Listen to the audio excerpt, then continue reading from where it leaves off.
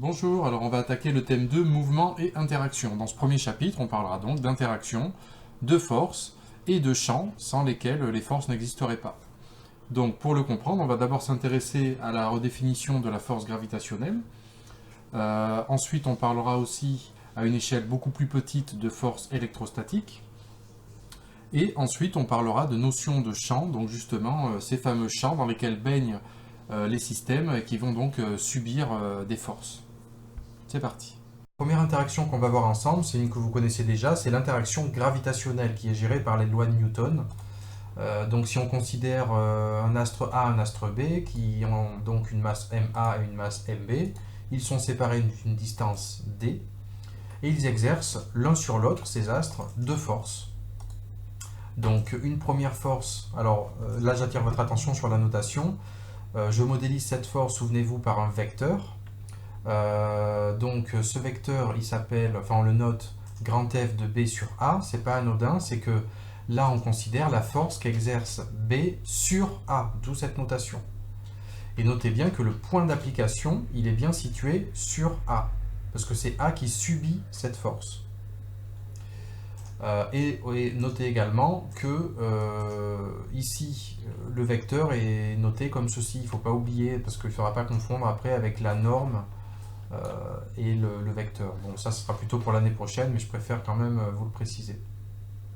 Et je peux modéliser aussi la force qu'exerce A sur B, donc encore une fois, c'est A qui exerce une force sur B, d'où la notation A sur B. C'est B qui subit la force, donc c'est normal que le point d'application soit sur B et pas sur A. Alors, voyons les caractéristiques de cette force d'attraction gravitationnelle. La direction déjà. On constate que les deux forces ici sont portées par une même droite, en tout cas ces deux vecteurs force sont portés par cette droite définie par une droite qui relie les deux centres attracteurs. Donc on peut résumer en disant que c'est une direction qui est définie selon la droite AB. Droite AB étant définie par d'un côté le centre du système ici et le centre du système ici. Donc on relie les deux, ça nous donne la direction. Ensuite vient la question du sens, à ne pas confondre avec la direction. Le sens, c'est vers où va la force. D'accord ? La direction, c'est une droite, ça n'a pas de sens. Et le sens, lui, est donné par le sens des vecteurs. Par exemple, ici, la force qu'exerce B sur A, elle est dirigée vers B. Et la force qu'exerce A sur B, elle est dirigée vers A. Donc à adapter selon la situation. Pour être global, on peut dire que c'est vers le centre attracteur. Et ensuite vient la question de la norme de la force gravitationnelle. Alors pour la norme, au lieu de vous donner la formule comme un barbare, on va essayer de comprendre un petit peu sa construction. Donc voilà une animation que vous pouvez trouver sur internet, le lien est disponible dans la description de la vidéo. Alors, regardons l'évolution de nos vecteurs force en fonction des paramètres qui sont la masse des systèmes considérés, donc le satellite et une planète Mars par exemple, pour l'instant, et également la distance qui sépare les deux. Alors voyons voir, ici j'ai des curseurs qui vont me permettre de faire évoluer ces paramètres. Ici par exemple la masse de la planète, je vais la faire augmenter en bougeant le curseur et regardez de quelle manière évolue le vecteur force. On voit que la force est de plus en plus importante puisque je rappelle que la longueur du vecteur est proportionnelle à l'intensité de la force. Donc voilà pour l'évolution en fonction de la masse de l'astre. Si je modifie maintenant la masse du satellite, on voit également que la force est proportionnelle à la masse du satellite. D'accord ? Donc proportionnelle aux deux masses, c'est ce qui va expliquer que l'intensité de cette force va être finalement proportionnelle au produit des masses. Si je regarde par rapport à la distance qui sépare les deux, si j'augmente cette distance, on constate au contraire que cette force diminue. Ce qui voudrait dire que cette intensité est inversement proportionnelle à la distance. Plus la distance augmente, plus la force diminue en intensité. Je peux maintenant vous dévoiler en intégralité cette animation. On y voit apparaître l'expression littérale qui nous permet de calculer la force, et on se rend compte effectivement que cette intensité est bien proportionnelle au produit des masses, est inversement proportionnel au carré de la distance. Alors pourquoi cette notion de carré est importante? En fait, ce carré va faire que l'impact de la distance va être encore plus intense sur le calcul de cette intensité. Qu'est-ce qu'on constate aussi? On fait le lien un peu plus facilement entre la longueur de ces vecteurs force, et l'expression littérale. On voit vraiment que l'intensité est la même, le ressenti d'attraction gravitationnelle sera le même pour le satellite et pour la planète, ce qui n'est pas vraiment intuitif, quoi. En fait, le satellite attire autant la planète que la planète attire le satellite. On peut maintenant compléter notre trace écrite. On se demandait comment calculer la norme de la force gravitationnelle, donc je rappelle la formule. On n'oublie pas de préciser les unités. Les forces sont toujours en newton. Les masses, pour que les forces soient en newton, elles doivent être absolument en kilogrammes, vous ne plantez pas là-dessus. Et les distances doivent être en mètres. C'est les unités du système international, vous n'avez pas le droit de faire autrement. Et on donnera bien sûr systématiquement la valeur de la constante gravitationnelle universelle. Après avoir défini toutes les caractéristiques de ces vecteurs, on va s'intéresser à la notation vectorielle. On va commencer par la force qu'exerce B sur A. Notez bien ici que sous cette forme, il s'agit bien de la norme de la force, c'est-à-dire sa valeur numérique. Moi, je m'intéresse maintenant au vecteur. Je vais donc le préciser en rajoutant cette petite flèche. Pour définir mathématiquement un vecteur, vous avez vu en maths qu'il vous fallait un vecteur unitaire. Ce vecteur unitaire, je vais l'appeler U et je vais le placer sur mon schéma. Donc, j'ai choisi de le représenter au centre de l'astre A, et donc j'ai défini moi-même une longueur qui correspond donc à une unité sur mon schéma. C'est donc le vecteur unitaire noté U. On revient à f de b sur a, donc il est égal, comme pour un vecteur en maths, à la norme du vecteur, donc f de b sur a sans la flèche, multiplié par donc le vecteur unitaire. Et ensuite, ici, il va me manquer le signe. Est-ce que c'est positif ou négatif? Donc pour ça, il suffit de comparer, comme en maths, le sens du vecteur que je veux noter avec le sens du vecteur unitaire. Donc ici, les deux sont dans le même sens, j'aurai donc un plus devant le produit. Donc si je passe en notation complète, on a vu l'expression de la norme tout à l'heure, et bien f de b sur a devient g fois ma mb sur d carré. J'ai juste remplacé f de b sur a par son expression normalisée. On va donc s'intéresser maintenant à la force qu'exerce a sur b. Je vais garder le même vecteur unitaire u, mais je vais m'intéresser maintenant à cette force-là. Donc pour que ce soit plus facile, je vais translater mon vecteur u vers un endroit qui m'intéresse pour pouvoir mieux comparer le sens des vecteurs. Donc hop, je vais mettre le vecteur u ici.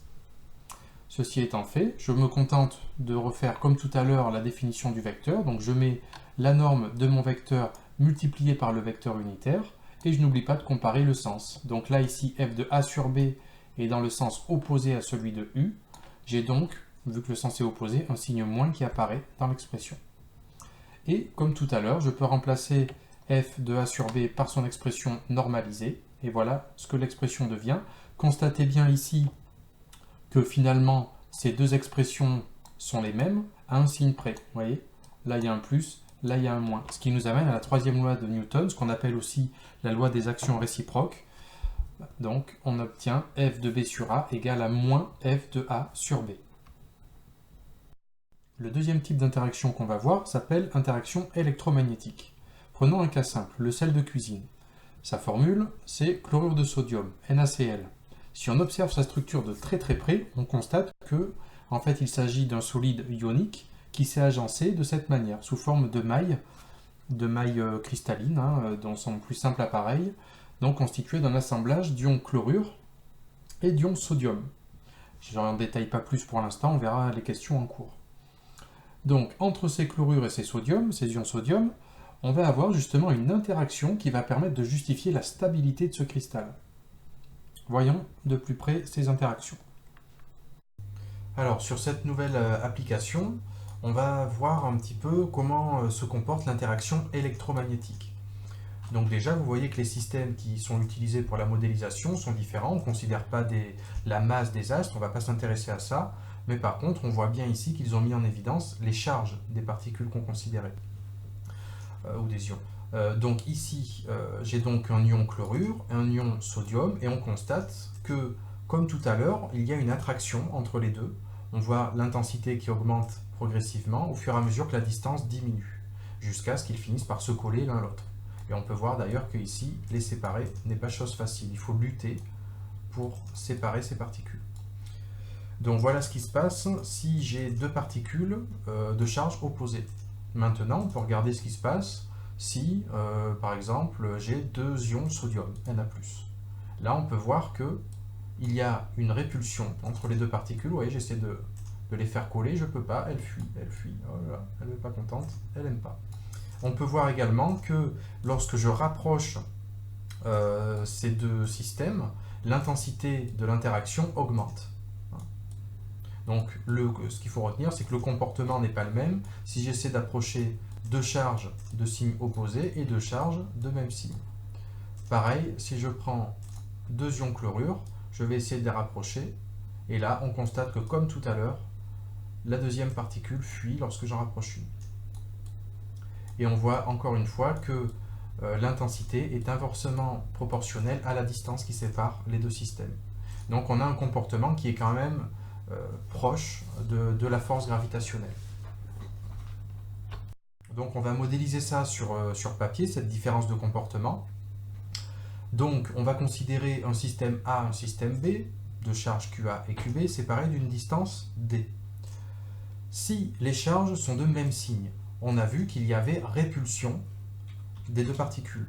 Voilà comment ça se modélise sur papier. Je représente les vecteurs force, qui modélisent en fait cette interaction électromagnétique. J'ai ici la force qu'exerce A sur B. Voilà pourquoi le point d'application est sur B. Et la force qu'exerce B sur A. Et on voit que les forces vont induire un mouvement qui vont avoir tendance à éloigner les deux systèmes. Voilà. Et si je considère deux autres systèmes, bon, un système A, un système B, toujours charge QAQB. Par contre, si les signes sont opposés, on a donc une attraction et les vecteurs force vont avoir tendance à se rejoindre. Toujours avec la modélisation F de B sur A et F de A sur B. Donc ça c'est intéressant parce qu'on va voir dans les exercices et dans les activités, si ce n'est pas déjà fait, que c'est vraiment ces interactions électromagnétiques qui vont être responsables de la cohésion de la matière à l'échelle atomique.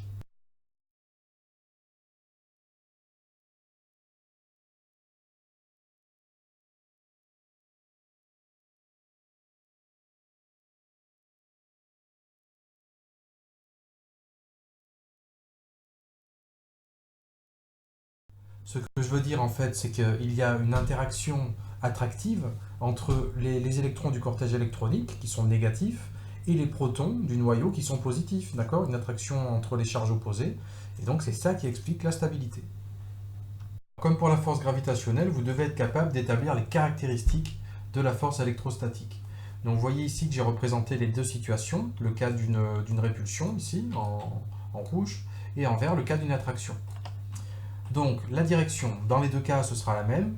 C'est un peu comme dans la force gravitationnelle. Ça va être selon la droite qui relie les deux systèmes par rapport à leur centre de gravité. Donc on peut dire selon la droite AB. Pour le sens, eh bien, comme vous avez compris, ça va dépendre de quelle force on parle et puis en plus de la situation. Est-ce que j'ai deux charges opposées ou deux charges de même signe?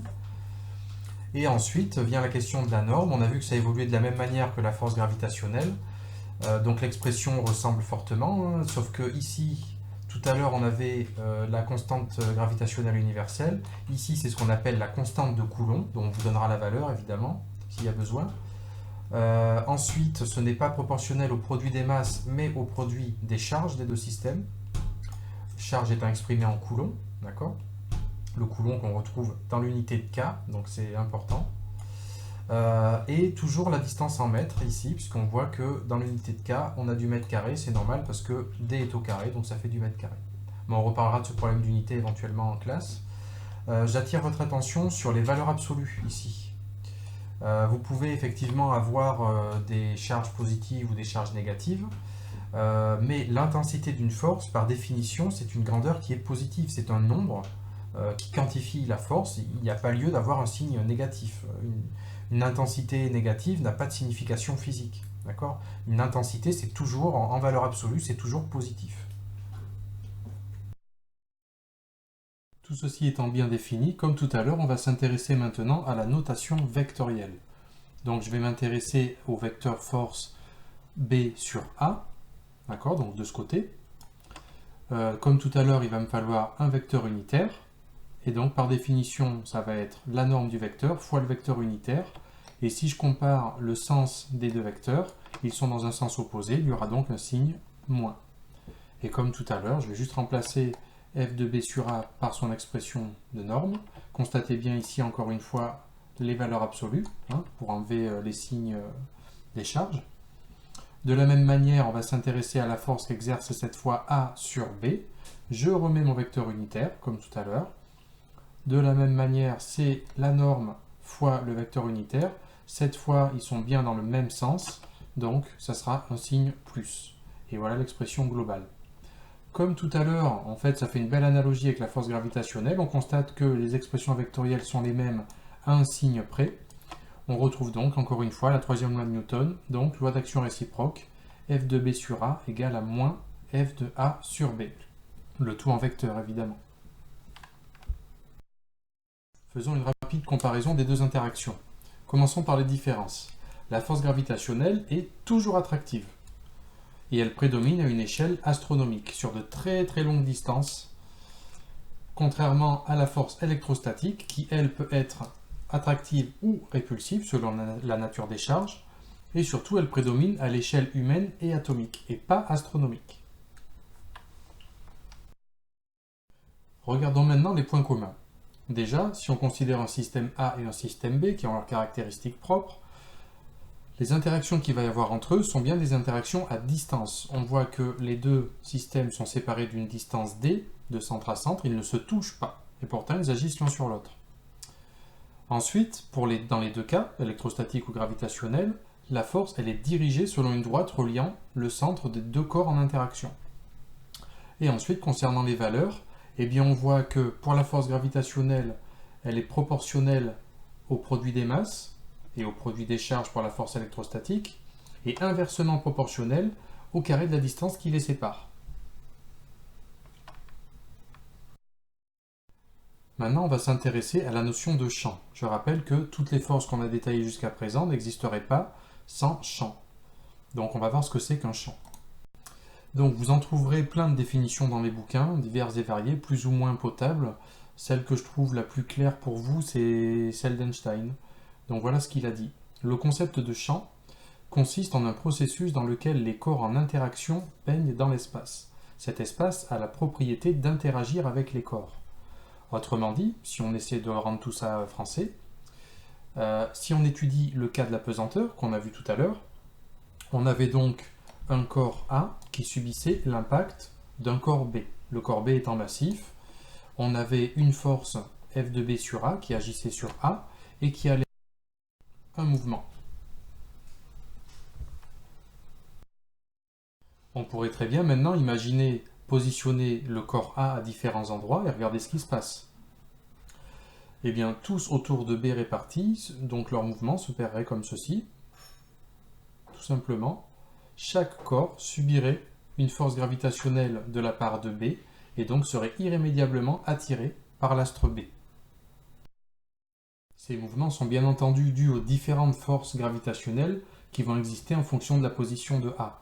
Mais essayons de comprendre maintenant la nature de ces forces. D'où viennent-elles? Pourquoi se manifestent-elles?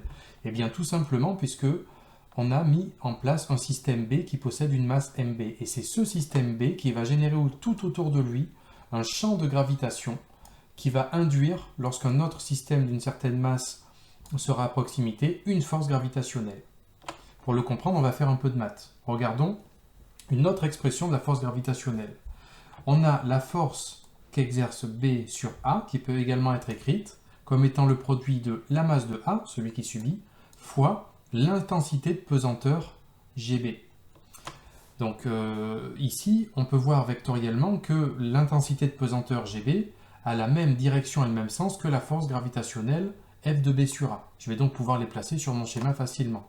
Je vais donc avoir ici GB1, B2, B3, B4, B5 qui dépendent, comme l'explique la relation vectorielle ici, de la nature de chaque force. Donc même direction et même sens. D'ailleurs, en parlant de direction et de sens, constatez bien que tous les champs de gravitation pointent vers le centre B, le centre de B. On parle alors de champ centripète. On constate autre chose d'intéressant sur cette représentation, c'est la différence de longueur de vecteur. Regardez, GB1 n'a pas du tout la même longueur que GB2, etc. Donc il y a bien un paramètre qui va influer sur la norme du champ de pesanteur. Comprenons pourquoi. Chose qui ne va pas être trop compliquée puisqu'on connaît maintenant toutes les expressions littérales. Alors, je vais me mettre en norme pour faciliter la lecture de la démonstration. Donc, je reprends la même expression que tout à l'heure. Comme je cherche à trouver l'expression du champ de gravitation B, bien donc, tout simplement, à partir de là, je peux écrire que GB égale à F de B sur A sur MA. Je connais l'expression littérale de F de B sur A. Je l'ai définie tout à l'heure, donc on a juste à la remplacer. On obtient ceci. Et donc, je dois continuer à simplifier au maximum. Donc, grâce à une astuce de maths que vous devez connaître, sachant que A sur B sur C donne A sur BC, on va pouvoir écrire que GB devient ceci. À partir de là, on voit bien qu'on a en haut et en bas la masse MA qu'on va pouvoir donc simplifier. Et il restera donc GB égale à grand G, donc la constante de gravitation universelle, fois la masse de B divisée par une distance au carré. Donc rapidement les unités, on retrouve notre gravitation universelle donc en newton, mètre carré, kilogramme moins 2, les masses bien sûr en kilos, les distances en mètres, ce qui nous donne un champ de gravitation en norme qui aura pour unité newton par kilogramme. Alors si on s'arrête un instant, on voit bien que le champ de gravitation va dépendre donc de la masse de l'astre qui est responsable de ce champ de gravitation et d'une distance d carré. Alors, tel qu'on l'a écrit ici, le d carré, on ne voit pas trop ce que ça représente. Alors, on va s'aider d'une petite animation. Alors, qu'est-ce qu'on voit sur cette animation? Eh bien, on voit la Terre et le champ disposé de manière radiale, le long de ces lignes. Et ici, à des distances égales, on voit la norme de ce champ de pesanteur qui est toujours égale à 1,09 mètres par seconde. Par contre, on voit bien qu'en fonction de la position que je vais donner à mon curseur, j'ai la valeur ici de G qui s'affiche et qui va être modifiée. La distance D de notre formule de tout à l'heure, c'est bien sûr ici noté H. Donc, on voit bien qu'en fonction de la distance, le petit g change. Et il y a autre chose que je voulais vous montrer sur l'animation, c'est qu'on pouvait zoomer. Et là, regardez ce qui est intéressant. Bon, bien sûr, en fonction du zoom, l'altitude diminuant, on a l'intensité de pesanteur qui augmente, donc là tout va bien, c'est normal.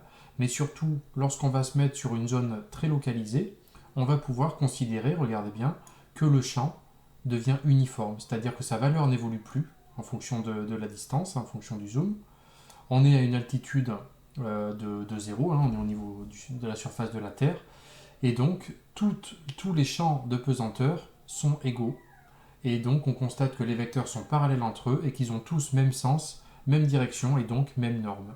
On parle alors de champ uniforme. Voilà pour la petite parenthèse. Continuons. Alors, faisons un petit point pour résumer. Si on imagine la situation suivante, donc on s'intéresse à la force qu'exerce B sur A. Donc on a modélisé mathématiquement la force comme ceci, et on en a déduit l'expression du champ de pesanteur GB.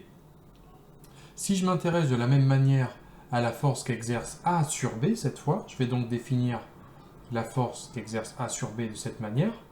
Donc constatez bien que ici, celui qui subit est là, MB, fois l'intensité imposée par A, et donc je peux, l'intensité de pesanteur imposée par A, et donc j'en déduis son expression mathématique, GA égale à G fois MA sur D carré.